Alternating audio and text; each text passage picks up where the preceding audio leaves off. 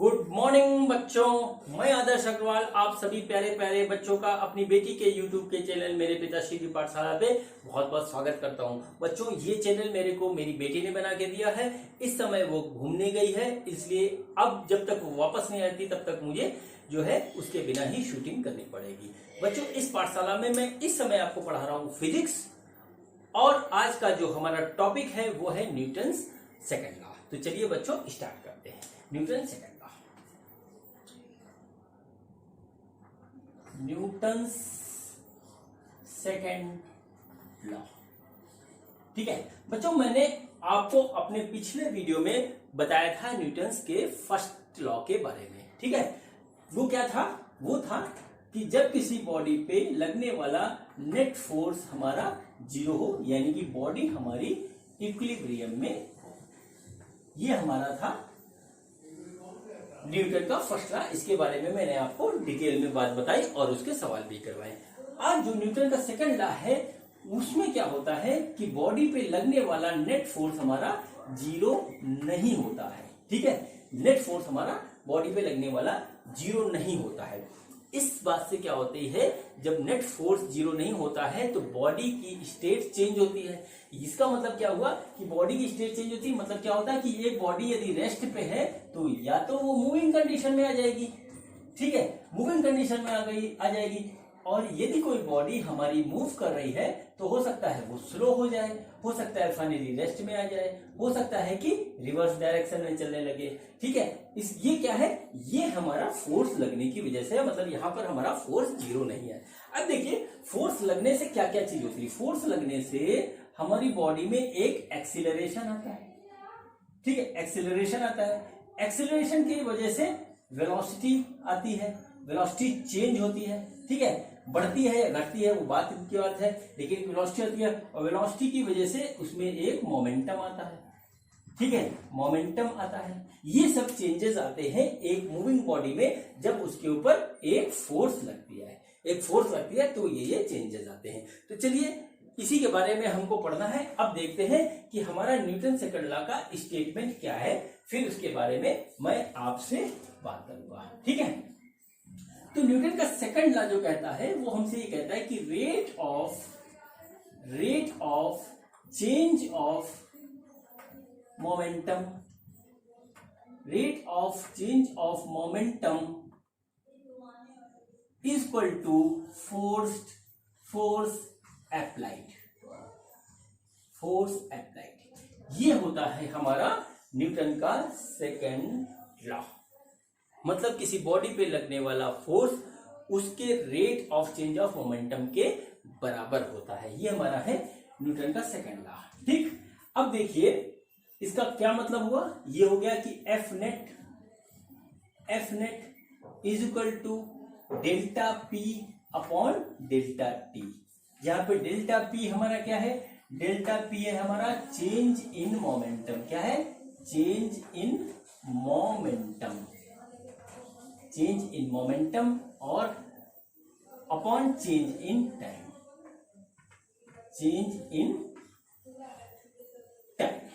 ठीक है, ये हमारा जो है न्यूटन का सेकंड लॉ है।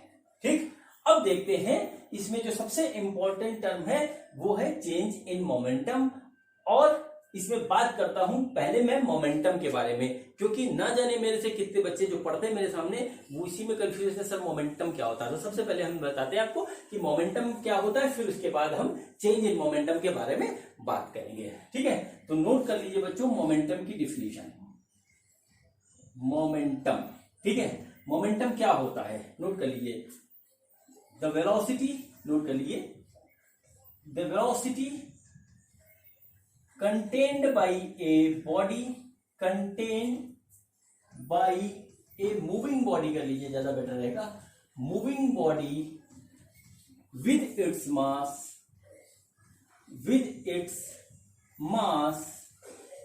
is known as momentum at a particular time. ठीक है, ये होता है हमारा मोमेंटम का डेफिनेशन। मतलब क्या है, डेफिनेशन है, the velocity contained by a moving body with its mass is known as momentum at a particular time. किसी पर्टिकुलर टाइम पे एक मूविंग बॉडी की जो वेलोसिटी होती है उसके मास के साथ, उसको हम मोमेंटम कहते हैं। मोमेंटम को बच्चों हम p से डिनोट करते हैं और इसका जो फॉर्मूला होता है वो होता है m इंटू वी। ठीक है, m into v, p is equal to m v. ठीक, p is equal to m v होता है। मतलब कोई बॉडी वेलोसिटी और मास जो है उसका, उसके साथ कितनी वेलोसिटी, अपने मास के साथ जितनी वेलोसिटी को कंटेन करती है उसको हम बोलते हैं मोमेंटम। ठीक, किसी बॉडी का जितना बड़ा मास होगा या जितनी ज्यादा वेलोसिटी होगी उतनी जो है उसका मोमेंटम हो जाएगा। ठीक है, चलिए इसके यूनिट और डायमेंशन के बारे में बात कर लेते हैं। तो देखिए इसका जो यूनिट होगा वो होगा हमारा यूनिट होगा केजी मीटर पर सेकेंड, और जो डायमेंशनल फार्मूला होगा वो होगा MLT माइनस 1। ठीक, ये बहुत इंपॉर्टेंट फैक्टर होते हैं। मैं पूरी फिजिक्स में आपको हर स्टेप पे जब भी नई यूनिट आएगी, नई फिजिकल क्वांटिटी आएगी, मैं बताता रहूंगा। इससे आपकी प्रैक्टिस हो जाएगी और नीट और जेईई में आने वाला जो आपका सवाल है यूनिट एंड डायमेंशन का वो गलत नहीं होगा, सही हो जाएगा। ठीक है, ये हमारा हो गया इसका यूनिट एंड डायमेंशन। ठीक, अब आती है बात न्यूटन सेकंड लॉ की। न्यूटन सेकंड लॉ में क्या लिखा हुआ, चेंज इन मोमेंटम, ठीक है, अपॉन चेंज इन टाइम, मतलब rate of change of momentum. ठीक है, अब मोमेंटम चेंज हो रहा है, पहले तो मोमेंटम चेंज हो फिर हम rate of change of momentum का निकालेंगे हिसाब किताब। तो देखिए मोमेंटम चेंज कैसे होता है, जैसे कि सपोज करिए कि ये हमारी एक बॉडी है, इसका मास m है और ये जो है u वेलोसिटी से इस डायरेक्शन में जा रही है। ठीक है, अब इसके ऊपर एक फोर्स लग रहा है। फोर्स लगने से क्या होगा कि इसकी जो है वेलोसिटी चेंज होगी। सपोज करते हैं कि वेलोसिटी इंक्रीज करती है तो थोड़ी देर बाद इसकी वेलोसिटी हो जाती है हमारी v और मास सेम रहता है। यहाँ पे मास हमारा कांस्टेंट है। ठीक है, तो क्या हुआ, वेलोसिटी u से v हो गई। ठीक, अब देखिए क्या हुआ, वेलोसिटी u से v हो गई डेल्टा t टाइम में। डेल्टा t टाइम यहां से यहां तक आने में लगा इसको, तो उसमें हमारी वेलोसिटी चेंज हो गई, v से u हो गई। अब देखिए मोमेंटम हमारा कितना हो जाएगा, mu से mv हो जाएगा। ठीक है, mv से mu से mv हो जाएगा। ये हमारा इनिशियल मोमेंटम है, इसको pi लिख लेते हैं। ये हमारा फाइनल मोमेंटम है, ये हमने pf लिख लिया। अब देखिए चेंज इन मोमेंटम क्या होगा बच्चों, चेंज इन मोमेंटम होगा हमारा final momentum minus initial momentum, ये चेंज इन मोमेंटम हो जाएगा और ये आ जाएगा mv माइनस mu। ठीक है, mv माइनस mu, ये हो गया हमारा चेंज इन मोमेंटम। अब चलिए इस चीज के हम करते हैं एनालिसिस। इस चेंज इन मोमेंटम को हम पुट करते हैं न्यूटन सेकंड लॉ के इस फॉर्मूले में। तो देखिए एफ नेट हमारा क्या है, एफ नेट है हमारा चेंज इन मोमेंटम। ठीक है, एफ नेट है हमारा चेंज इन मोमेंटम बटे चेंज इन टाइम। तो देखिए चेंज इन मोमेंटम कितना है, इतना है, तो m v minus m u ये हो गया बटे डेल्टा टी, क्योंकि ये चेंज डेल्टा टी टाइम में आया। तो देखिए ये हमारा क्या आ गया, एम वी माइनस यू बटे डेल्टा टी। ठीक है, समझ रहे हैं। अब देखिए ये क्या हमारा है, ये चीज जो है हमारी, ये हमारी हो रही है, अगर हम इसको ध्यान से देखें बच्चों तो ये हमारा हो रहा है F net is equal to m into change in velocity. ठीक है, बटे change in time, change in time. ठीक है, चेंज इन टाइम और चेंज इन वेलोसिटी बटे चेंज इन टाइम बच्चों होता है हमारा एक्सेलरेशन। चेंज इन वेलोसिटी बटे चेंज इन टाइम होता है हमारा एक्सेलरेशन, और इसलिए ये हमारा हो गया एक्सेलरेशन। इसको हम लिख सकते हैं, तो ये आ जाएगा एक्सेलरेशन ए और यहां था एफ नेट। ठीक है, तो देखिए बच्चों ये जो फार्मूला आप लोग बहुत दिन से पढ़ते आ रहे हैं, एफ बराबर एम ए, ठीक है, वो इस तरीके से आता है। न्यूटन सेकंड लॉ ये है, वहां से ये फार्मूला यहां तक पहुंचा, वो मैंने पूरी कहानी आपको दिखा दी। ठीक है, वो पूरी हमने कहानी आपको दिखा दी। ये फार्मूला उस कंडीशन में एप्लीकेबल है जब मूविंग बॉडी का मास हमारा चेंज नहीं हो रहा है, मूविंग बॉडी का मास हमारा कांस्टेंट रहता है, तब ये फार्मूला हमारा एप्लीकेबल है। अगर किसी भी कारण से मूविंग बॉडी का मास हमारा बदलता है तब न्यूटन का सेकंड लॉ अपना एक थोड़ा सा दूसरा रूप ले लेता है। ठीक है, आप में से बहुत से बच्चे जब पहली बार ये बात सुनते हैं कि बॉडी का मास बदलता है तो एक बार विश्वास नहीं करते, कहते हैं सर बॉडी का मास कैसे बदल जाएगा। सही बात है, मेरे भी मन में पहली बार बात आई थी जब मैंने पढ़ा था। लेकिन बच्चों ऐसा होता है कि मूविंग बॉडी का मास बदलता रहता है। ठीक है, बदलता भी है, बदलता रहता नहीं, बदलता भी है और नहीं भी बदलता, दोनों ही चीज ऐसी होती है।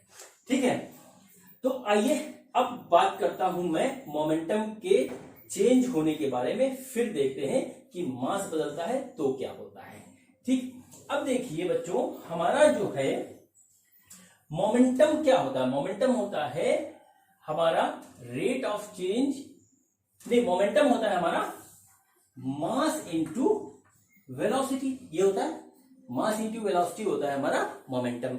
अब देखिए, या तो हमारा मास चेंज हो जाए तो मोमेंटम चेंज हो जाएगा, या हमारी वेलोसिटी चेंज हो जाए तो हमारा मोमेंटम चेंज हो जाएगा। अब देखिए यहाँ पे तीन केस बनते हैं। एक में क्या है, हमारा मास जो है m है वो कांस्टेंट है। ठीक है, v हमारा चेंज हो रहा है तो हमारा चेंज इन मोमेंटम हुआ। दूसरा होता है हमारा कि हमारा मास जो है वो चेंज हो रहा है। ठीक है, और वेलोसिटी हमारी कांस्टेंट है तो भी हमारा जो है मोमेंटम चेंज हो जाएगा। और तीसरा केस होता है हमारा कि मास हमारा चेंज हो रहा है, ठीक है, और वेलोसिटी भी चेंज हो रही है। ठीक है, वेलोसिटी भी चेंज हो रही है। इस कंडीशन में भी हमारा मोमेंटम चेंज होगा। और जब कभी भी मोमेंटम चेंज होगा तो उसके पीछे एक ही रीजन होगा कि उसके ऊपर कोई ना कोई फोर्स लग रहा है, तभी उसका मोमेंटम चेंज हो रहा है। तो अब बच्चों हम इसकी एनालिसिस करते हैं जब हमारा मास चेंज हो रहा है, क्योंकि अभी तक हमने जितना भी पढ़ा है, ठीक है, उसमें चीज पढ़ी है कि मास कांस्टेंट रहता है, मास चेंज कब होता है। ठीक है, इसका एक बेटा सेपरेट चैप्टर है, उसके लिए मैं एक वीडियो भी बनाऊंगा, उसको बोलते हैं वेरिएबल मास सिस्टम। ठीक है, वेरिएबल मास सिस्टम। ठीक है, इसके ऊपर मेरा एक सेपरेट वीडियो आएगा, उसमें सवाल भी आएंगे और जेई में आता है, नीट में कम आता है, वो जेई के सवालों में कभी कभी वो आ जाता है। ठीक है, वेरिएबल मास सिस्टम उसको कहते हैं। होता क्या बच्चों, ये अधिकतर हमारा जो है रॉकेट प्रोपल्सन से संबंधित होता है। रॉकेट में क्या होता है, देखिए ये हमारा इसरो का रॉकेट है, ठीक है, पीएसएलवी कह सकते हैं इसको, पीएसएलवी है, ये हमारा रॉकेट है और इसको छोड़ा जा रहा है।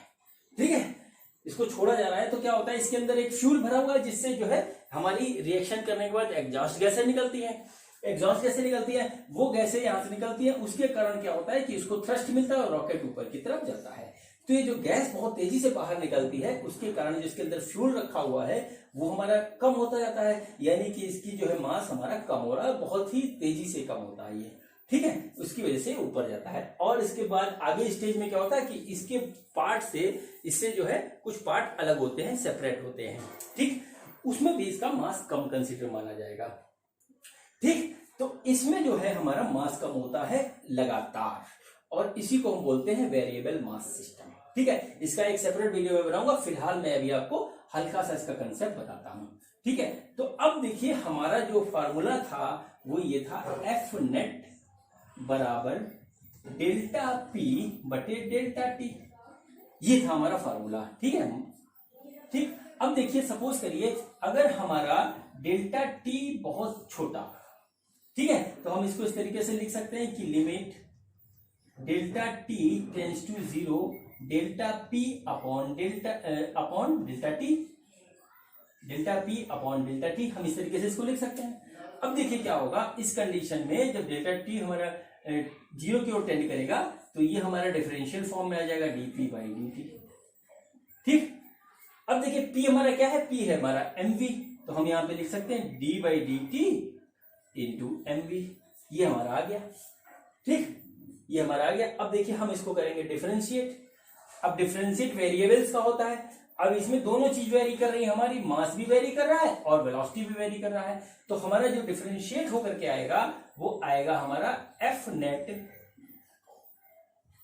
वो आएगा हमारा एफ नेट बराबर, पहले हम इसको कांस्टेंट मानते हैं, m d v by d t plus v d m by d t. ये हमारा हो गया एफ नेट का फार्मूला जब हमारा मास और वेलोसिटी दोनों वेरी कर रहा ठीक है बच्चों, ये जो फॉर्मूला है ये न्यूटन सेकंड लॉ का असली रूप है। ठीक है, ये न्यूटन सेकंड लॉ का असली रूप है। अब देखिए इसमें यदि मास कांस्टेंट है तो ये हमारा जो फैक्टर 0 हो जाएगा और ये जगह m dv/dt यानी ma आ जाएगा। ठीक है, और यहीं से हमको मिलता है F बराबर ma। अब चूंकि अब तक हमने जो पढ़ा है उसमें हमने कांस्टेंट मास की ही वेलोसिटी को देखा है, तो इस वजह से हम इसको यूज करते आ रहे हैं। तो बच्चों ये हमारा बिल्कुल असली रूप है न्यूटन सेकंड लॉ का। ठीक है बच्चों, तो चलिए ये सारी बात खत्म हुई, थ्योरी खत्म हुई इसकी न्यूटन सेकंड लॉ की। मेरे ख्याल से आपको मेरी बात समझ में आ गई होगी। चलिए अब इस पे जो है करते हैं सवाल। ठीक, हम इस पे करते हैं सवाल, क्योंकि लॉ को पढ़ना और लॉ को अप्लाई करना दोनों एक अलग चीज है, और उसको अप्लाई करना जब तक हमें नहीं आएगा तब तक हमारा थ्योरी पढ़ने का कोई भी फायदा नहीं है। तो चलिए देखते हैं पहला क्वेश्चन।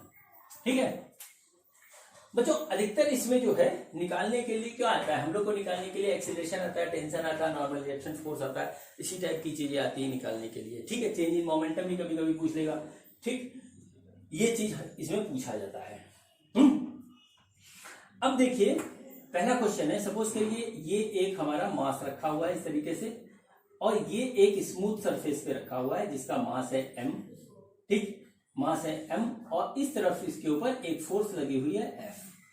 ठीक, तो फोर्स लगी हुई है, तो अब यह है यहाँ पे पूछा गया है कि इसका एक्सेलरेशन बताइए। एक्सेलरेशन इसका क्या होगा, इस डायरेक्शन में जा रहा है a एक्सेलरेशन से, तो इसका एक्सेलरेशन क्या होगा। तो बच्चों सबसे पहले हम काम करेंगे, FBD बनाएंगे, देखेंगे इसके ऊपर कौन कौन सी फोर्स लग रही है। तो फोर्स देखिए कौन कौन सी लग रही है, देख लेते हैं। ठीक है, हमने पॉइंट मास से ही मान लिया। तो ये देखिए एक तो F लग रही है, दूसरी एक हमारी जो है वेट का फोर्स लग रहा है, तीसरा नॉर्मल रिएक्शन फोर्स लग रहा है। नॉर्मल रिएक्शन फोर्स ऊपर लग रहा है इस तरीके से। ये देखिए हो गया mg, और ये हो गया हमारा नॉर्मल रिएक्शन फोर्स। अब देखिए बॉडी हमारी न ऊपर जा रही न नीचे जा रही है, इसका मतलब इन दोनों फोर्सेस को आपस में, इन दोनों फोर्सेस ने आपस में बैलेंस एक दूसरे को कर रखा है। तो क्या हो गया, n बराबर हो गया mg। ठीक, अब क्या हुआ कि इसके ऊपर इस डायरेक्शन में फोर्स लगा हुआ है, तो क्या होगा, बॉडी इधर मूव करने लगेगी, बॉडी इस डायरेक्शन में मूव करने लगेगी। तो हमारा जो F नेट जो है बॉडी के ऊपर वो कितना है, F। अब हमको पता है F बराबर ma, तो देखिए A हमारा क्या हो गया, F है F net divided by mass. ठीक है, F नेट बाई मास, ये हमारा आ गया इसका एक्सेलरेशन। ठीक, बहुत सिंपल सी बात थी, क्योंकि बात यहां से स्टार्ट करनी होती है, इसलिए मैंने आपको ये दिखा दिया। ये आपने खूब 9th और हाई स्कूल में किया होगा। चलिए अब जो है थोड़े फोर्सेस बढ़ाते हैं इसके ऊपर। अब देखिए क्या हुआ, ये एक हमारी बॉडी है जिसका मास है हमारा कैपिटल M। ठीक है, ये एक स्मूथ सरफेस पे रखी हुई जिसके बीच में फ्रिक्शन नहीं है, फ्रिक्शन नहीं है। इसके ऊपर एक फोर्स लगा हुआ है F1 इधर, और एक फोर्स हमारा इस डायरेक्शन में लगा हुआ है F2। ठीक, एक फोर्स इस डायरेक्शन में लगा हुआ, एक फोर्स इस डायरेक्शन में लगा हुआ, और बॉडी फाइनली हमारी मूव कर रही है इस डायरेक्शन में, ये हमको दिया हुआ है। ठीक है, तो हमको फाइंड करना है एक्सेलरेशन हमारा कितना है। बच्चों अब देखिए, एक बॉडी पे, नोट कर लीजिए इस चीज को, एक बॉडी पे फोर्स जितनी चाहो उतनी लगा दो, वो लग सकती है, लेकिन बॉडी का जो हमारा जो एक्सेलरेशन होगा वो एक ही डायरेक्शन में होगा, और उसका डायरेक्शन होगा हमारा नेट फोर्स के डायरेक्शन में। नेट फोर्स के डायरेक्शन में, वेक्टर में मैंने आपको फोर्सेस का नेट रिजल्टेंट निकालना सिखा रखा है। तो यही चीज होगी, नेट फोर्स के डायरेक्शन में उसका एक्सेलरेशन होगा। अब क्या हुआ कि हमारा जो है बॉडी इस डायरेक्शन में मूव कर रही है, तभी एक्सेलरेशन इस डायरेक्शन में, यानी कि नेट फोर्स हमारा इस डायरेक्शन में होगा। तो F नेट हमारा जो होगा, F नेट होगा इस तरीके से F1 माइनस F2। ठीक है, देखिए बॉडी के ऊपर एक फोर्स इधर लग रही है, दूसरी फोर्स इधर लग रही है, और इसके ऊपर कौन कौन सी फोर्स काम करेंगी, एक तो mg काम करेगी, दूसरा हमारा नॉर्मल रिएक्शन फोर्स काम करेगी। ठीक है, mg काम करेगी, नॉर्मल रिएक्शन फोर्स काम करेगी। तो देखिए F नेट हमारा क्या होगा, F1 माइनस F2। अब देखिए ये किसके बराबर होगा, वो होगा हमारा ma के बराबर। तो हमारा क्या आ जाएगा, a equal to F1 minus F2 divided by a, sorry divided by m। ये हमारा एक्सीलरेशन हो जाएगा जी उस डायरेक्शन में जिस डायरेक्शन में हमारी बॉडी मूव कर रही है। ठीक बच्चों, ये हो गया हमारा इसका सॉल्यूशन। चलिए एक और करते हैं सवाल इसी तरीके का। अभी सिंपल क्वेश्चन कराना, फिर क्वेश्चन का स्टैंडर्ड धीरे धीरे बढ़ता चला जाएगा। अब देखिए ये हमारा क्या हुआ, ये हमारी एक बॉडी रखी हुई इस तरीके से, ये स्मूथ सरफेस है, सरफेस और बॉडी के बीच में हमारा किसी भी तरीके का फ्रिक्शन नहीं है, ठीक है। इसका मास हम मान लेते हैं कैपिटल एम है, और इसके ऊपर एक फोर्स इस तरीके से लग रही है एफ, जो कि यहां से हमें बना रही है एंगल थीटा, ठीक है, यहां से हॉरिजॉन्टल से एंगल थीटा बना रही है, ठीक। अब देखिए क्या होगा कि बॉडी इस डायरेक्शन में तो जाएगी नहीं, बॉडी इस डायरेक्शन में तो जाएगी नहीं, बॉडी हमारी जा रही है हॉरिजॉन्टल डायरेक्शन में, ठीक है, बॉडी हमारी जा रही है हॉरिजॉन्टल डायरेक्शन में, ए एक्सेलरेशन से जा रही है। अब हमको ये देखना है, हमको निकालना है कि एक्सेलरेशन कितना है और नॉर्मल रिएक्शन फोर्स कितना है, दोनों ही चीज यहां पे कर लेते हैं कि फाइंड, ठीक है, हम यहां करते हैं find normal reaction force and acceleration of the body, normal reaction force and acceleration of the body, ये होगा। अब देखिए बच्चों, इसके ऊपर सबसे पहले देखते हैं कौन कौन सा फोर्स लग रहा है। तो एक तो फोर्स लगेगा हमारा mg, दूसरा फोर्स हमारा लगेगा नॉर्मल रिएक्शन फोर्स। अब इस फोर्स के हमारे दो कंपोनेंट लगेंगे इस बॉडी के ऊपर, एक हॉरिजॉन्टल कंपोनेंट, दूसरा वर्टिकल कंपोनेंट। तो देखिए हॉरिजॉन्टल कंपोनेंट हो जाएगा हमारा f cos थीटा और वर्टिकल कंपोनेंट हो जाएगा हमारा f sin थीटा, ठीक। अब देखिए बॉडी हमारी क्या है, ऊपर नीचे नहीं जा रही है, हमारी बॉडी जो है फॉरवर्ड हो रही है, आगे की ओर इसका मोशन हो रहा है। तो सबसे पहले हम क्या करते हैं, वर्टिकल मोशन को जो है हम देखते हैं। तो वर्टिकल में हमारा कोई भी मोशन नहीं हो रहा है, यानी कि बॉडी इक्विलिब्रियम में है। इक्विलिब्रियम में होने का मतलब हुआ कि एफ नेट हमारा हो गया 0, न्यूटन का फर्स्ट लॉ। एफ नेट हमारा क्या है, देखिए एफ नेट है हमारा N plus F sine theta, N plus F sine theta is equal to m g, ये है, यानी कि नॉर्मल रिएक्शन फोर्स हो गया हमारा m g minus F sine theta, ठीक है, ये आ गया नॉर्मल रिएक्शन फोर्स इसका। देखिए इस केस में जब एक इंक्लाइन एंगल पे हमारा फोर्स लगता है तो नॉर्मल रिएक्शन फोर्स कम हो जाता है। इस चीज को आप देख लीजिए, नॉर्मल रिएक्शन फोर्स हमारा बॉडी के वेट के बराबर नहीं होता है, डिपेंड करता है कंडीशन पे कि किस कंडीशन में बॉडी हमारी रखी हुई है, ठीक। अब देखिए हमको क्या निकालना है, हमको एक्सेलरेशन निकालना है। तो एक्सेलरेशन है, तो एक्सेलरेशन निकालने के लिए देखिए क्या होगा, हम हॉरिजॉन्टल डायरेक्शन में देखेंगे कि बॉडी पे कौन सा फोर्स लग रहा है। तो सिर्फ एक फोर्स लग रहा है हमारा, वो लग रहा है एफ कॉस थीटा, ठीक है। हॉरिजॉन्टल डायरेक्शन में जो एफ नेट है हमारा, वो है हमारा एफ कॉस थीटा। अब देखिए क्या होगा, F net is equal to हमारा होगा एम ए, ठीक है। एफ नेट है हमारा एफ कॉस थीटा, तो ये हो जाएगा बराबर एम ए के, यानी कि ए बराबर हो जाएगा हमारा F cos theta divided by m, ठीक है। ये हमारा हो गया इसका जो है सॉल्यूशन। नॉर्मल रिएक्शन फोर्स ये आ गया, एक्सेलरेशन ये आ गया, ठीक। अब चलिए इस पे जो है एक फोर्स और बढ़ा देते हैं, और दोनों फोर्स हमारे रहेंगे इंक्लाइन एंगल पे, दोनों फोर्स हमारे इंक्लाइन एंगल पे रहेंगे। और इस बार एंगल की हम वैल्यू भी डाल देते हैं और जो है मास की भी वैल्यू दे देते हैं। तो देखिए हमारा क्या हुआ, इस चीज को आप आराम से देखिए, ये हमारा एक ब्लॉक है, ठीक है, ये हमारा एक ब्लॉक है जिसका मास है हमारा 20 केजी, 20 केजी का एक ब्लॉक है हमारा। इसके ऊपर एक फोर्स इधर लग रही है इस तरीके से, और ये फोर्स है हमारी, ये फोर्स है हमारी 10 केजी की, सॉरी 10 न्यूटन की है फोर्स, और ये लग रही है यहां से 37 डिग्री पे, ठीक बच्चों। ये हो गया इस तरीके से, ये फोर्स हमारी इस तरीके से लग रही है, और दूसरी एक फोर्स इस पे लग रही है इस डायरेक्शन में, ठीक है, इस डायरेक्शन में लग रही है, और इसका एंगल है हमारा 53 डिग्री, इसका एंगल है 53 डिग्री, और इसका जो मैग्नीट्यूड है फोर्स का वो है हमारा 20 न्यूटन, इसका जो मैग्नीट्यूड है वो 20 न्यूटन है, ठीक। तो हमको फाइंड आउट करना है, find normal reaction force and acceleration of the block, ये हमको फाइंड आउट करना है इस कंडीशन में, ठीक है बच्चों। तो वीडियो को पॉज करिए थोड़ी देर के लिए, और जो है आप जो है इस क्वेश्चन को ट्राई करिए, ठीक। चलिए मेरे ख्याल से आपने कर लिया होगा क्वेश्चन, तो अब देखते हैं इसका सोल्यूशन क्या होता है। आप इसको देखते जाइएगा। तो देखिए यहां पर क्या हो रहा है, हमारा जो है जो फोर्स लग रही है इस बॉडी के ऊपर, सबसे पहले उसको देखते हैं। तो देखिए यहाँ पर क्या होगा, एक हमारा लगेगा वेट, वो होगा हमारा 20G है, mg हो गया, mh का 20G हो गया।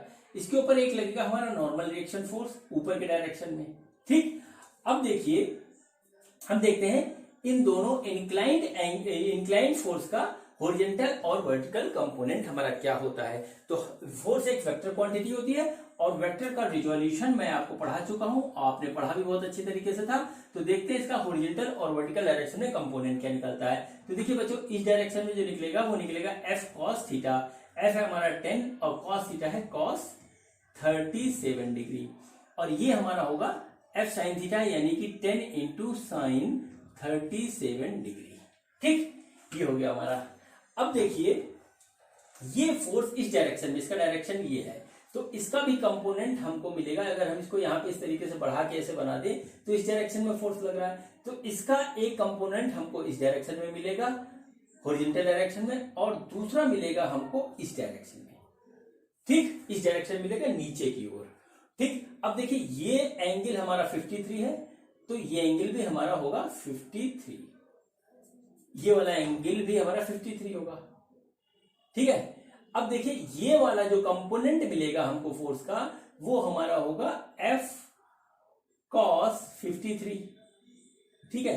अब देखिए F हमारा कितना है, 20 न्यूटन है, तो 20 cos 53 हो गया। इस डायरेक्शन में हमको जो मिलेगा वो मिलेगा F sin 53, तो देखिए कितना होगा F sin 53।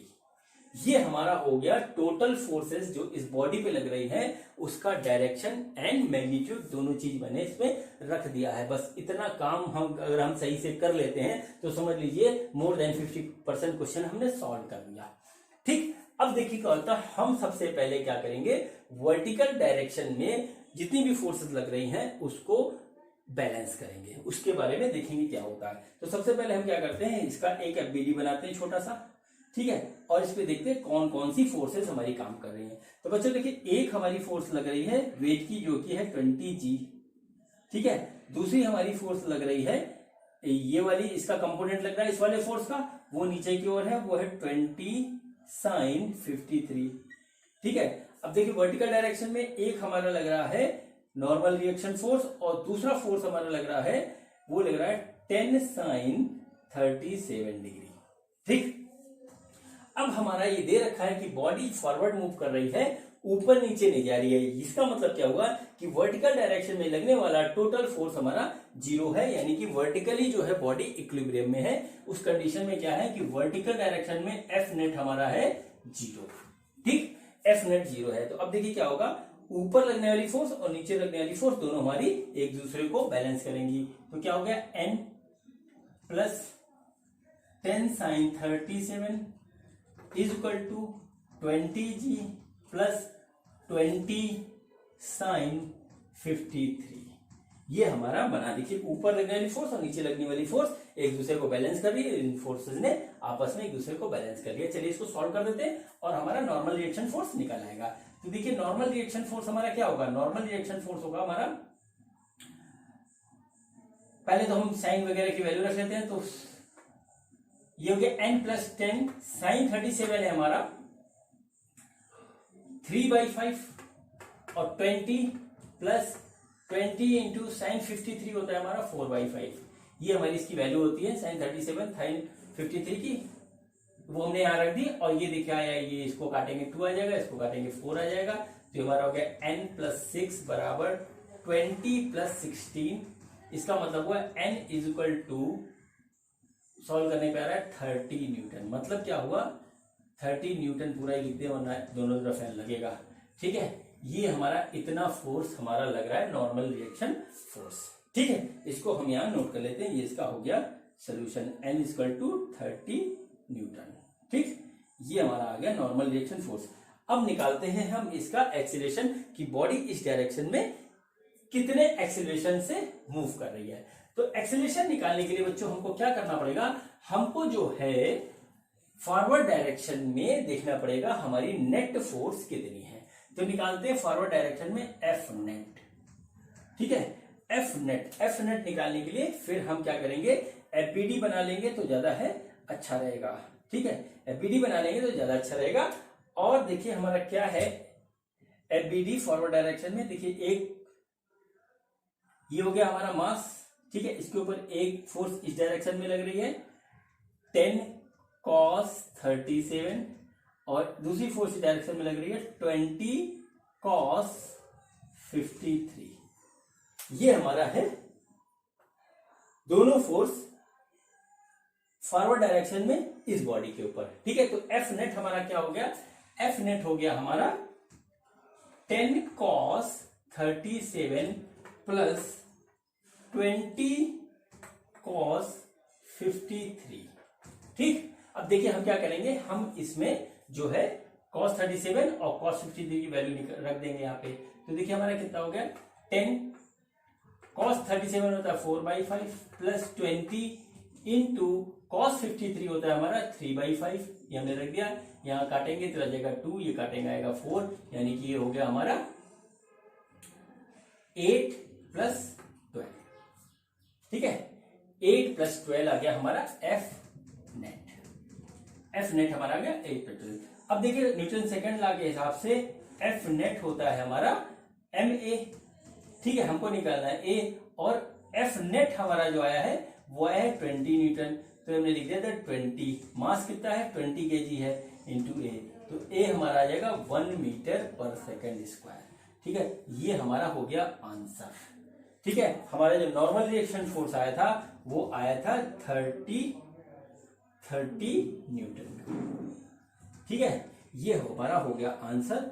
और देखिए इन क्वेश्चंस में कुछ नहीं होता है, इन क्वेश्चन में क्या होता है कि हमको एक अच्छी तरीके से इसका जो है फोर्सेस का रिजोल्यूशन करना पड़ेगा, फोर्स देखने पड़ेंगे कौन कौन सा लग रहा है, और फिर इसको जो है बैलेंस कर देंगे, और फिर उसमें न्यूटन्स लॉ ऑफ मोशन लगा देंगे। चाहे जहां फर्स्ट लॉ लग रहा है वहां फर्स्ट, जहां सेकंड लग रहा है वहां सेकंड लॉ लगा देंगे। ठीक है बच्चों, अब चलिए मैं कुछ और क्वेश्चन आपको करवाता हूं। चलिए बच्चों, अब कुछ सवाल करते हैं हम एडजेसेंट ब्लॉक के। ठीक है, देखिए एडजेसेंट ब्लॉक में क्या होता है कि ये हमारे दो ब्लॉक एक दूसरे के साथ में साइड बाय साइड रखे होते हैं। ठीक, इस तरीके से रखे होते हैं, और इसके ऊपर इधर से एक फोर्स इस तरीके से अप्लाई किया जाता है, जिससे दोनों ब्लॉक सेम एक्सेलरेशन से आगे बढ़ने लगते हैं। यहाँ पे जो है सरफेस जो है वो स्मूथ है, यहाँ पे अभी कोई फ्रिक्शन नहीं है, ये हमने जो है एज्यूम किया है। ठीक है, तो देखिए यहाँ पे हम ऐसा सपोज कर लेते हैं कि इस ब्लॉक का जो वेट है वो है 4 kg, और ये है हमारा जो है 6 kg का है। ठीक है, और इधर से जो है हम जो फोर्स लगा रहे हैं वो 20 kg का फोर्स हम इधर से, सॉरी 20 kg नहीं, 20 न्यूटन का फोर्स हम यहाँ से लगा रहे हैं। 20 न्यूटन का फोर्स हम इस तरीके से लगा रहे हैं। तो हमारा जो क्वेश्चन है, क्वेश्चन ये है कि फाइंड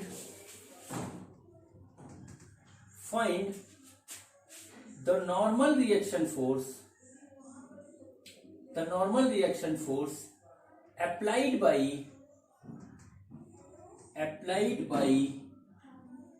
bigger block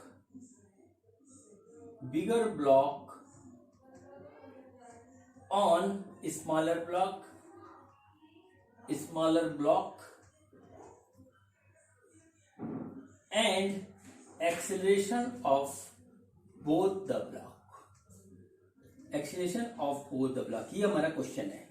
ठीक है, अब सबसे पहले इस तरीके के क्वेश्चन को समझ लेते हैं कि क्या होता है। मैंने आपको जो है पिछले वीडियो में Newton first law of motion में, जिसमें मैंने आपको फोर्स के बारे में बताया था कि हर एक बॉडी जो दूसरे के कांटेक्ट में होती है एक दूसरे के ऊपर जो है नॉर्मल रिएक्शन फोर्स लगाती है। अब देखिए क्या हो रहा है कि यहाँ पे दो ब्लॉक इस तरीके से रखे हुए हैं, एक दूसरे के कांटेक्ट में है, तो क्या होगा कि ये बॉडी इसके ऊपर नॉर्मल रिएक्शन फोर्स लगाएगी इस डायरेक्शन में। ठीक है, और ये बॉडी इसके ऊपर नॉर्मल रिएक्शन फोर्स लगाएगी इस डायरेक्शन में। ये जो है फोर्स का नेचर होता है, और ये फोर्स एक कांटेक्ट फोर्स होता है, और जो है अलग अलग बॉडीज पे सेम मैग्नीट्यूड से लगता है। ठीक है, तो यहां पर यही चीजों को और यही हमको निकालना है। इसमें कहा गया है कि बिगर ब्लॉक स्मॉलर ब्लॉक के ऊपर कितना जो है नॉर्मल रिएक्शन फोर्स लगा रहा है। तो चलिए देखते हैं कि हमको क्या करना है। अब देखिए क्या होगा कि यहाँ पे कौन कौन सी फोर्सेस लग रही है। देखिए इसके ऊपर नॉर्मल रिएक्शन फोर्स लगेगा इधर, और इसके ऊपर नॉर्मल रिएक्शन फोर्स लगेगा इधर, सपोज कर लेते हैं ये एन है, ये एन है, और बॉडी फाइनली हमारी ए एक्सीलरेशन से इस डायरेक्शन में मूव कर रही है। ठीक है, तो सबसे पहले हम एफबीडी बनाते हैं छोटे वाले ब्लॉक का। ठीक है, ये हमारा हो गया 4 kg का ब्लॉक, और देखिए इसके ऊपर कौन कौन सी फोर्स लग रही है। देखिए एक तो हमारी फोर्स लग रही है F 20 न्यूटन की इस डायरेक्शन में, और नॉर्मल रिएक्शन फोर्स लग रहा है इस तरफ, ये हो गया।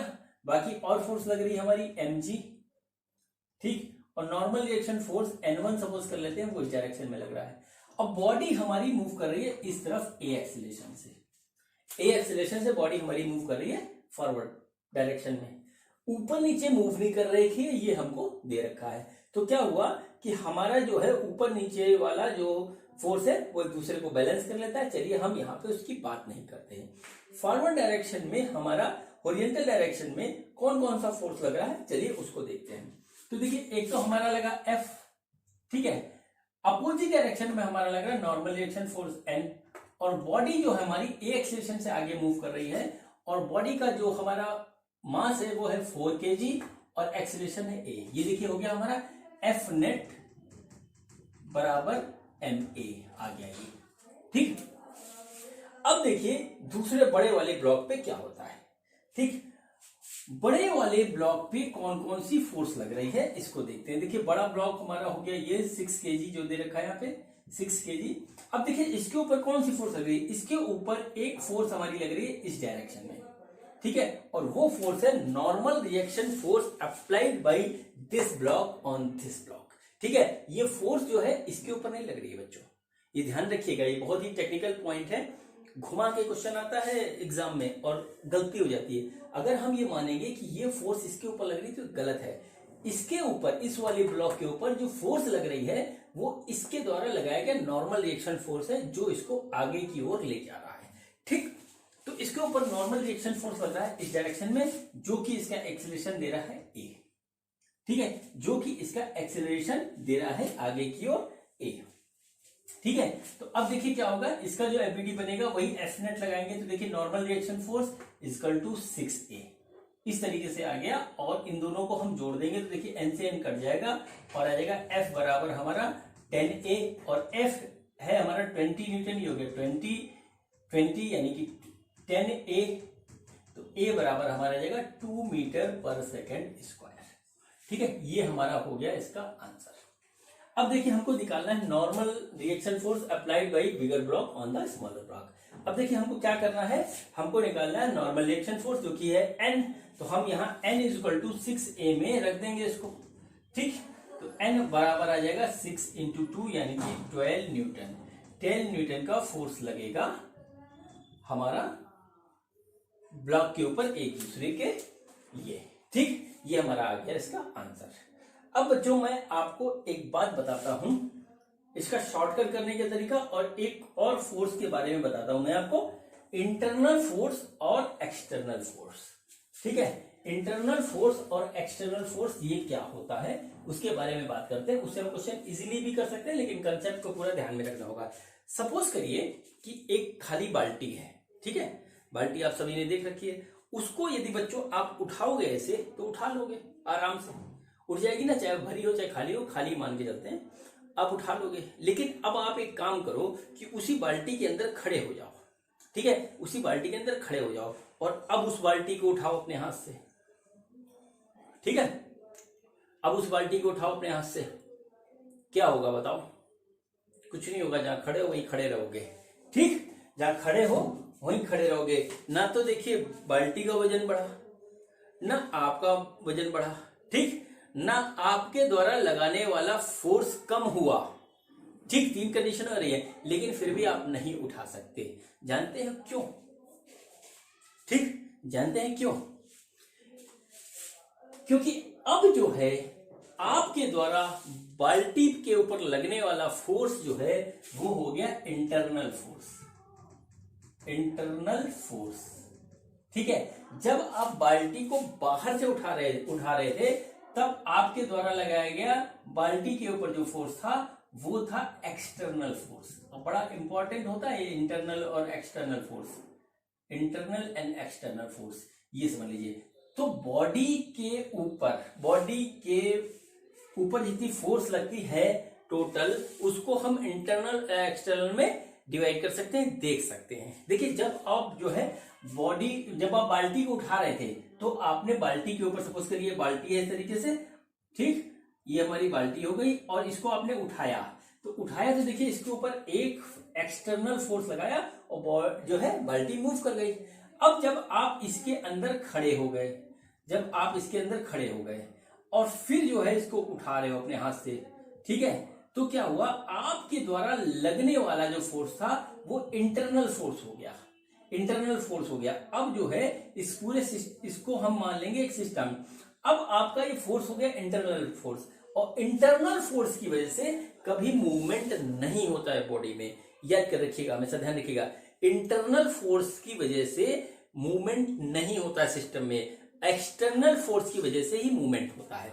ये बात मैं आपको क्यों बता रहा हूं, वो इसलिए बता रहा हूं, इसका एक शॉर्टकट होता है। सपोज करते हैं कि हम इस पूरे सिस्टम को मान लेते हैं, इन दोनों ब्लॉक को मान लेते हैं एक सिस्टम, ठीक है। अब क्या हुआ, ये सिस्टम पूरा मूव कर रहा है तो इसके ऊपर एक्सटर्नल फोर्स ये है 20 न्यूटन का, और जो नॉर्मल रिएक्शन फोर्स ये लगा रहे हैं आपस में, ये इंटरनल फोर्स है, ठीक है, इंटरनल फोर्स है। तो इसको हम इस तरीके से भी कर सकते हैं कि F net is equal to net mass net into acceleration, ये कर सकते हैं। तो देखिए F नेट हमारा कितना है 20 न्यूटन, मास हमारा क्या है 6 4 10, और ये आ गया A, तो A हमारा आ जाएगा 2 मीटर पर सेकंड स्क्वायर। ये इसका एक शॉर्टकट मेथड है। यदि आप फोर्सेस को पहचान करके इंटरनल और एक्सटर्नल में अलग अलग देख सकते हो तो इस मेथड से आप ये कर सकते हो। लेकिन इस मेथड में एक हल्की सी कमी है कि आप नॉर्मल रिएक्शन फोर्स नहीं निकाल पाओगे, normal reaction force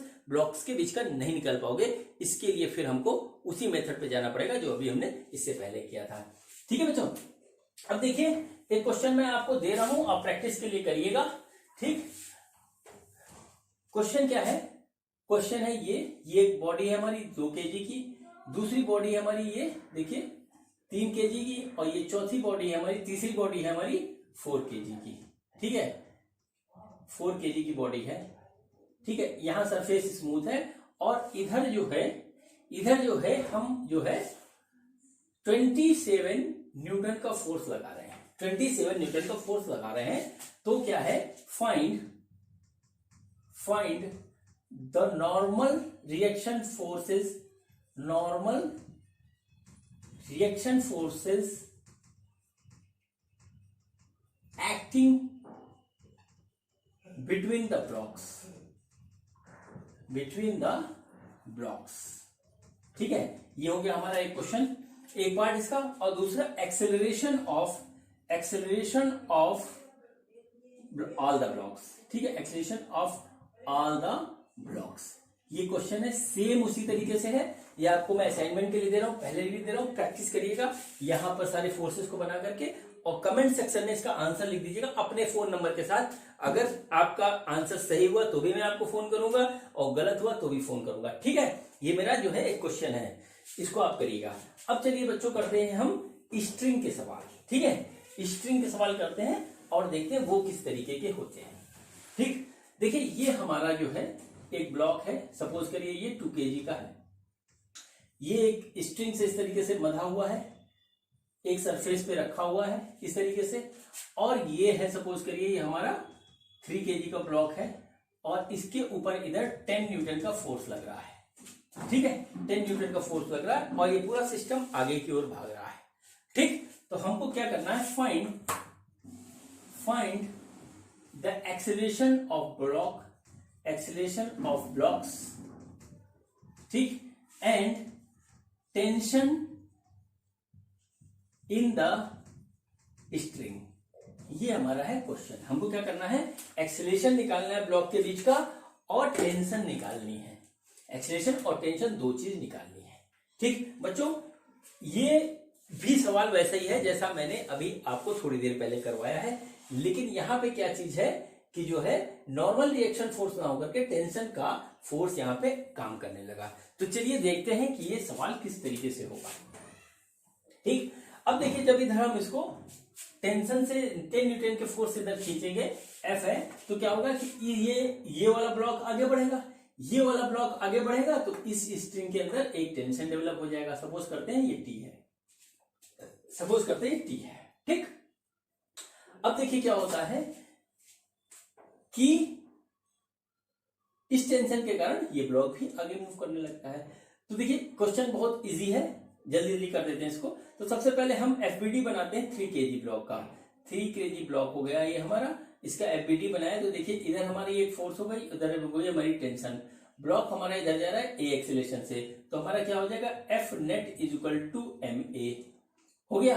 F net हमारा क्या है, देखिए एफ नेट है हमारा एफ माइनस टी और इक्वल टू एम क्या है, एम हमारा 3 kg और ए हमें निकालना है, ठीक है। ये हमारा हो गया एक इक्वेशन। अब देखिए हम इसके बाद जो है 2 kg वाले ब्लॉक का बनाते हैं बीडी।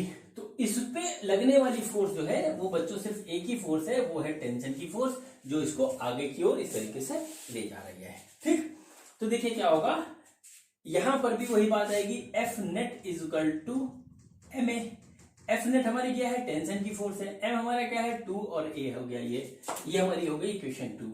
इन दोनों इक्वेशन को हम जोड़ देते हैं। तो देखिए क्या होगा, T is equal to 2a, इनको जोड़ेंगे तो ये टी कट जाएगा और F बराबर आ जाएगा हमारा 5a और F है हमारा 10 न्यूटन, ये आ गया 5a है।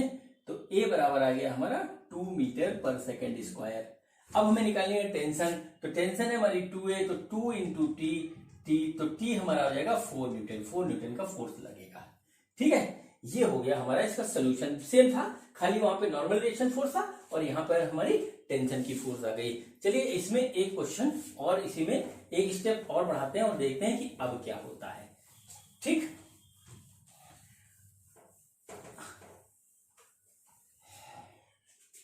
ये देखिए इस बार ब्लॉक है हमारे 3, ठीक है। ब्लॉक है हमारे इस तरीके से 3, ठीक। और टेंशन जो है फोर्स हमारी लग रही है इस तरीके से आगे की ओर। फोर्स जो है एक आगे की ओर लग रही है और एक इस डायरेक्शन में लग रही है। 2 फोर्सेज इसके ऊपर काम कर रही है, ठीक। 2 फोर्सेज इसके ऊपर काम कर रही हैं और ये जा रहा है आगे फॉरवर्ड डायरेक्शन में, इस तरीके से जा रहा है। इसका वेट ले लेते हैं। इसका वेट हम सपोज करते हैं ये 2 kg है, ये 3 kg है, ये 4 kg है। इस तरीके से हमने वेट्स को मान लिया, ठीक। 2 kg, 3 kg, 4 kg का यहाँ पे वेट लग रहा है, ठीक। अब देखिए क्या है कि इसके ऊपर आगे लगने वाली जो फोर्स है वो हमारी है 27 न्यूटन इस डायरेक्शन में, और इस डायरेक्शन में जो हमारी फोर्स लग रही है उसको सपोज कर लेते हैं हम कि वो है हमारी 10 न्यूटन की है, 10 न्यूटन की फोर्स है। और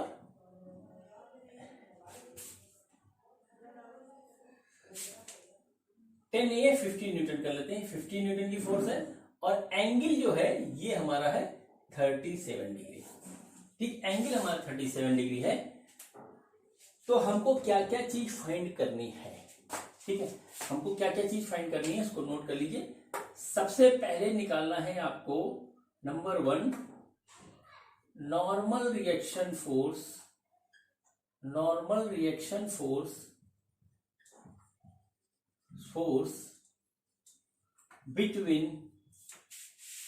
between ground and 4 kg block, between ground and 4 kg block, मतलब इस वाले ब्लॉक पे जो हमारा नॉर्मल रिएक्शन फोर्स लग रहा है उसको निकालना है, ठीक। दूसरा है tension in both the string, tension in both the string, ये हो गया टेंशन इन बोथ स्ट्रिंग। और तीसरा है acceleration of all the blocks, ठीक। ये हमारा पूरा क्वेश्चन है, ये सिस्टम है, सिस्टम के हिसाब से हमको ये चीज निकालनी है, ठीक। अब देखिए छोटी छोटी कड़ी जुड़ते हुए क्वेश्चन धीरे धीरे बड़े हो जाते हैं, उसी को मैं आपको दिखा रहा हूँ। क्वेश्चन होते बहुत ही कंसेप्ट वही लगेगा हर बार। तो चलिए क्वेश्चन आप नोट कर लीजिए, मैं इसको बिगाड़ रहा हूं और देखते हैं कि किस तरीके से ये क्वेश्चन होगा, ठीक। तो सबसे पहले हमको फोर्सेस निकालने पड़ेंगे। तो फोर्स देखते हैं कौन कौन सा लग रहा है। देखिए इसके ऊपर नीचे लगेगा 4G, और एक लगेगा नॉर्मल रिएक्शन फोर्स इस तरीके से। इसके ऊपर हमारा लगेगा 3G का फोर्स, वेट का फोर्स नीचे, और एक हमारा नॉर्मल रिएक्शन फोर्स लगेगा। इसको कर लेते हैं N1, इसको कर लेते हैं N2, और इसके ऊपर हमारा वेट का फोर्स लगेगा 2G, और एक हमारा लगेगा नॉर्मल रिएक्शन फोर्स N1 इस तरीके से। बात हुई नंबर 1 ये। उसके अलावा कौन कौन सा फोर्स लगेगा? इसमें लगेगा टेंशन T1, और इसमें लगेगा, स्ट्रिंग में लगेगा टेंशन T2। स्ट्रिंग हमारी मासलेस है, बात नंबर 1। और जो है टेंशन, जब स्ट्रिंग अलग होती है तो दोनों में टेंशन की मैग्नीट्यूड भी अलग होता है। ये बात मैंने आपको अपने पिछले वीडियो में बताई थी। तो यहाँ टेंशन T1 होगा, यहाँ टेंशन T2 होगा। ठीक है, अब देखते हैं इसको ड्राइव कौन सा फोर्स कर रहा है। फोर्स इसको दो ड्राइव कर रहे हैं, एक तो 27 न्यूटन का जो आगे की ओर लग रहा है, दूसरा 15 न्यूटन का जो कि 37 डिग्री पे लग रहा है। अब देखिए 15 न्यूटन वाले का हमारा दो कंपोनेंट हमको मिलेंगे, एक हॉरिजॉन्टल डायरेक्शन में और एक वर्टिकल डायरेक्शन में। तो हॉरिजॉन्टल डायरेक्शन में जो हमको मिलेगा वो मिलेगा 37 cos, सॉरी गलत हो गया, देखिए कैसी कैसी मिस्टेक होती है, 15 cos 37 डिग्री। ठीक, और ये ऐसे यहां पे मिलेगा हमें 15 sin 37। ठीक, अब देखिए नॉर्मल रिएक्शन फोर्स अगर हम ब्लॉक का देखें जो ग्राउंड और ब्लॉक के बीच में है, तो देखिए यहां पे आ रहा है N1 इक्वल टू 2G यानी कि 20 न्यूटन। यहां पे दूसरे ब्लॉक पे आ रहा है हमारा N2 इक्वल टू 3G यानी कि 30 न्यूटन। लेकिन तीसरे में हमारा क्या हो रहा है, N3 जो है, N3 आ रहा है N3 प्लस 15 sin 37 बराबर 4G। देखिए यहां पे वर्टिकल डायरेक्शन में हमारे दो फोर्स लग रहे हैं, एक N1 और प्लस जो है ये वाला फोर्स, इस फोर्स का कंपोनेंट जो हमको मिल रहा है ये हमको मिल रहा है। इसलिए इसका नॉर्मल रिएक्शन फोर्स हमारा बदल जाएगा 4G माइनस 15 sin 37, और इसीलिए इस क्वेश्चन में ये बात पूछी थी। ठीक है, तो देखिए ये आ गया 4 इंटू 10 माइनस 15 इंटू sin 37 होता है बच्चों, 3/5 हमने लिख दिया, तो ये आ गया हमारा 3, तो ये आ गया 40 माइनस 9 यानी कि 31 न्यूटन। और इसीलिए इस क्वेश्चन में सिर्फ फर्स्ट ब्लॉक के लिए पूछा था normal reaction force between surface and block. देखिए हम फिर से आपसे कह रहे हैं, इस बात को ध्यान रखिएगा, ये पूरी मैकेनिक्स में काम आएगा। नॉर्मल रिएक्शन फोर्स हमेशा वेट के बराबर नहीं होता है, वो डिपेंड करता है कि किस सिचुएशन में हमारा क्या चीज है। हमेशा ये चीज निकल के आएगी। एफबीडी बना करके ब्लॉक्स का आप एफबीडी बना लीजिएगा, और जब प्रैक्टिस हो जाएगी तो आप इमेजिन करके भी सवाल कर सकते हैं। तो ये हमारा पहला पार्ट इसमें कंप्लीट हुआ। अब जो है इसका जो एक दूसरा पार्ट था कि find the tension in the string, tension in the string. अब देखिए हम क्या करेंगे, हम एफबीडी बनाएंगे सॉलिड बॉडीज का और इक्वेशन बनाते चले जाएंगे उसी हिसाब से। तो सबसे पहले हम 4 kg वाले ब्लॉक का एफबीडी बनाते हैं हॉरिजॉन्टल डायरेक्शन के मोशन के लिए ओनली। ठीक है, हॉरिजॉन्टल डायरेक्शन के मोशन के लिए ओनली बना रहे हैं, वर्टिकल वाला हमारा फॉरवर्ड मोशन में काम नहीं आ रहा है। ठीक है, तो इसलिए नहीं बनाएंगे। तो ये 4 kg का हमारा ब्लॉक हो गया। ये आगे जा रहा है 27 न्यूटन के फोर्स से, और एक और फोर्स को लग रही है 15 cos 37 डिग्री की फोर्स लग रही है। ये दो फोर्स इसके ऊपर लग रही है। ठीक, ये दो फोर्स इसको फॉरवर्ड ले जा रही है। एक और फोर्स लग रही है बच्चों हॉरिजॉन्टल डायरेक्शन में, वो लग रही है हमारी T1, वो हमारी लग रही है T1 बैक डायरेक्शन में। ठीक है, एफ नेट देखिए क्या है, एफ नेट जो है, एफ नेट है हमारा इन दोनों फोर्सेस का सम माइनस 30। ठीक है, इन दोनों फोर्सेस का सम माइनस 30। तो देखिए क्या होगा हमारा 27 प्लस 15 cos 37 और minus T1 is equal to M है हमारा 4 इंटू ए। ये हमारा हुआ इक्वेशन नंबर 1 इस वाले ब्लॉक के लिए। अब बनाते हैं 3 kg वाले ब्लॉक का फ्री बॉडी डायग्राम, एफबीडी बनाते हैं। देखिए 3 kg का ब्लॉक हो गया। इसके हॉरिजॉन्टल डायरेक्शन में देखिए कौन कौन सी फोर्स लग रही है। एक तो फोर्स लग रही है T1 जो इसको आगे ले जा रही है, और दूसरी फोर्स लग रही है इसके ऊपर T2 जो है बैक डायरेक्शन में लग रही है। तो इसका जो एफ नेट होगा इसका, वो होगा हमारा T1 माइनस T2, और ये हमारा आ जाएगा 3 इंटू ए। ये बच्चों इसके लिए हो गया। अब देखिए 2 kg वाले ब्लॉक के लिए बनाते हैं, तो ये 2 kg और इसको ऊपर एक ही फोर्स लग रही है, वो लग रही है T2, वो हुई फॉरवर्ड डायरेक्शन में। हॉरिजॉन्टल डायरेक्शन के लिए सिर्फ एक फोर्स लग रही है T2, और देखिए ये हमारा बन जाएगा F नेट हो जाएगा इसका, वो होगा हमारा T2, F नेट होगा हमारा T2, और T2 इक्वल टू आ जाएगा हमारा 2A। ये बच्चों हमारी तीनों इक्वेशन बन गई। इन तीनों इक्वेशन को सॉल्व कर लेंगे तो T1 T2 निकल आएगा और एक्सेलरेशन तीनों चीज निकल आएगा। तो चलिए इसको सॉल्व कर देते हैं।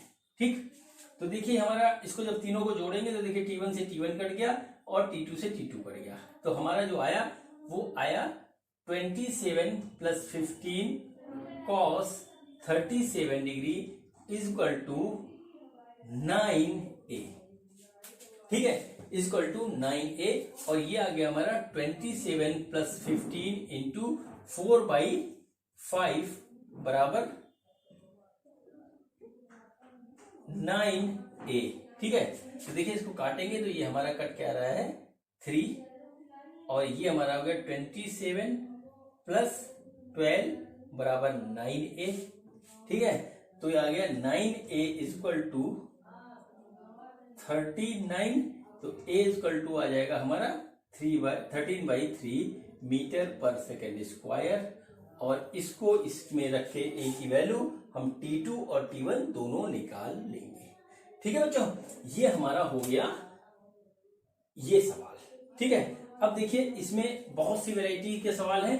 चलिए अभी कुछ और चीजें मैं आपको दिखा करके वो भी दिखा देता हूं कि सवाल किस तरीके से होते हैं। चलिए बच्चों, अब करते हैं कुछ पुली के सवाल। ठीक है, देखिए पुली के सवाल में भी कंसेप्ट यही लगता है, बस थोड़ा सा लगाने का तरीका हमको सीखना है।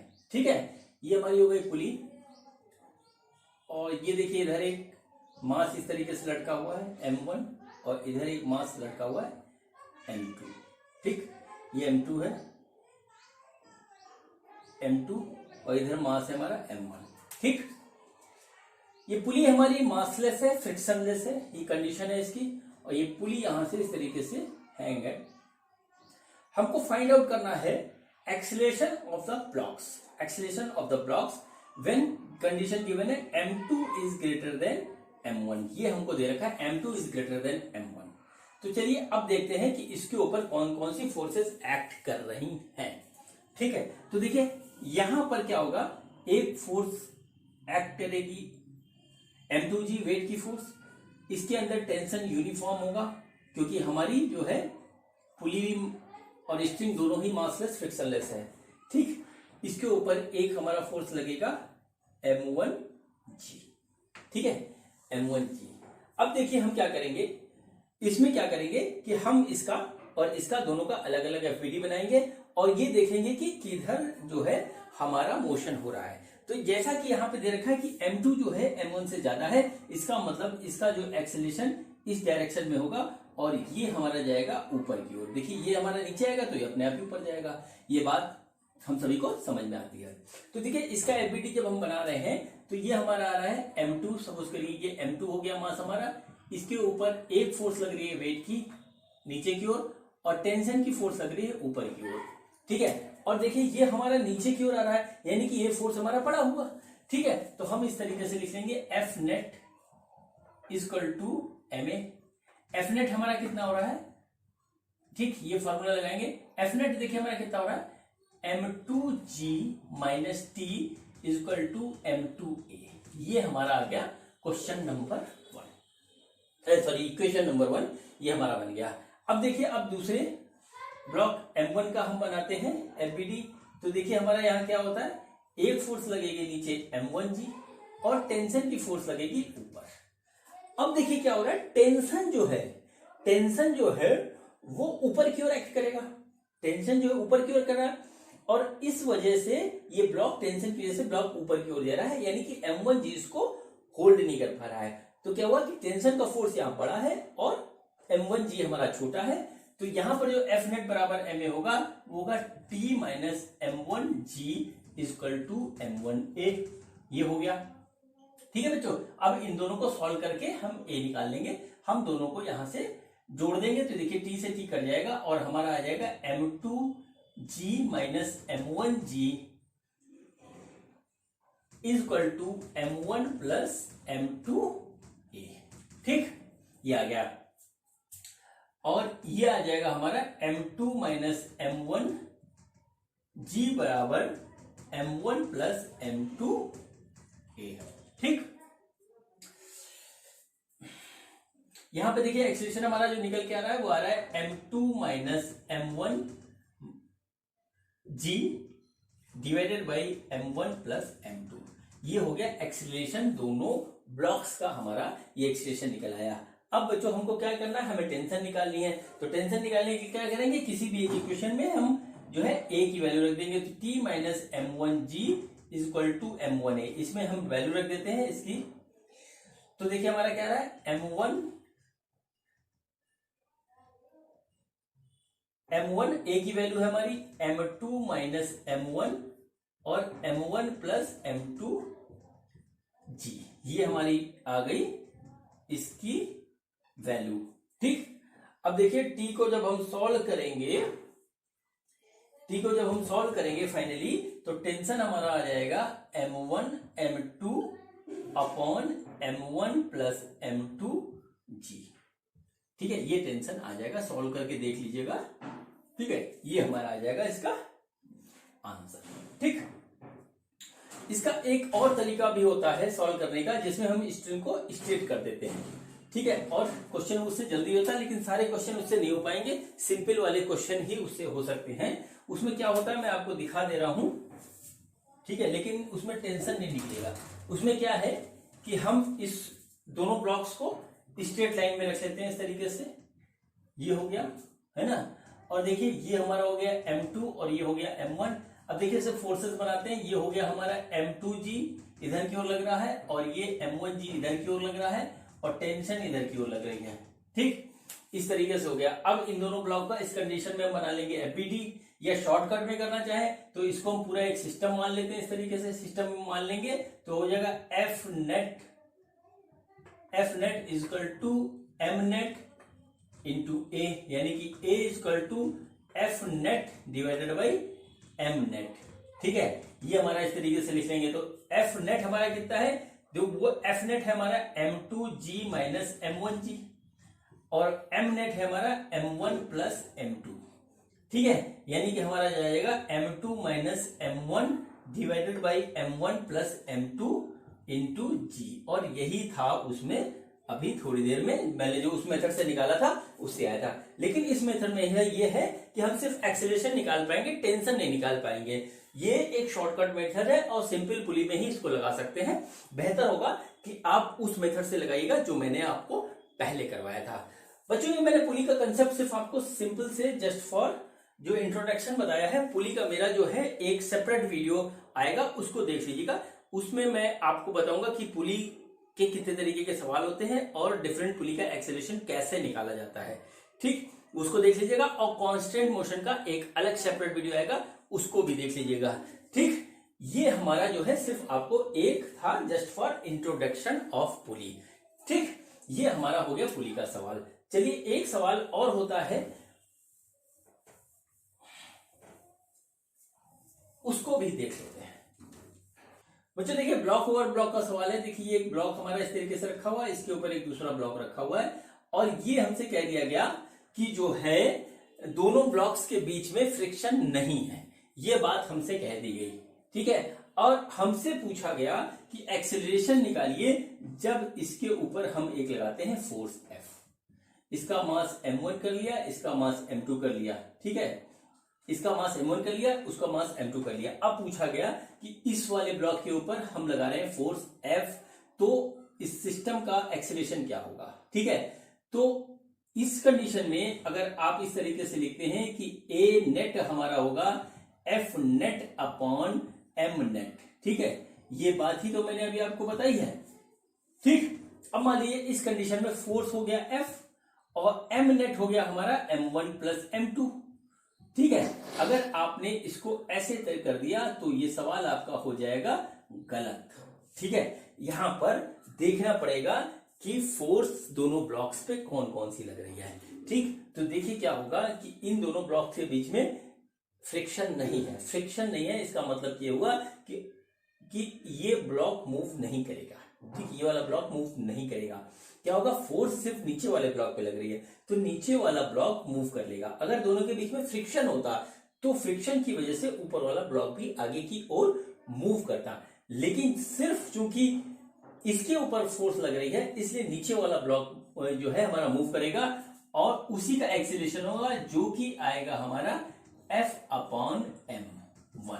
ठीक है, ये है। इसमें हमें ये जरूर देखना होगा कि जो भी हमारा सिस्टम में ब्लॉक मूव कर रहा है या कोई भी चीज मूव कर रही है तो उसके ऊपर फोर्स कौन सी लग रही है और कौन कौन सी लग रही है। अगर हमको कहीं से भी डाउट है कि उसके ऊपर फोर्स नहीं लग रही है तो फिर वो ब्लॉक मूव नहीं करेगा, उसका एक्सीलरेशन होगा 0।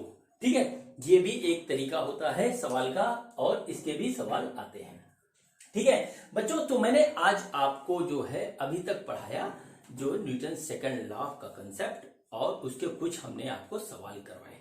ठीक, तो बच्चों, तो ठीक है बच्चों, ये मैंने आज आपको जो है अपने वीडियो में पढ़ाया Newton second law of motion के बारे में। बड़ा इंपॉर्टेंट लॉ होता है, न्यूटन का सबसे ज्यादा यूज होने वाला जो है लॉ है Newton second law of motion. इसके सवाल बीच बीच में और भी मैं आपको करवाते जाऊंगा और थोड़े से लेवल हाई करता जाऊंगा हर एक सवाल का। मुझे उम्मीद है कि आपको मेरी बात समझ में आई होगी। अब नेक्स्ट वीडियो में मिलेंगे न्यूटन के थर्ड लॉ के साथ।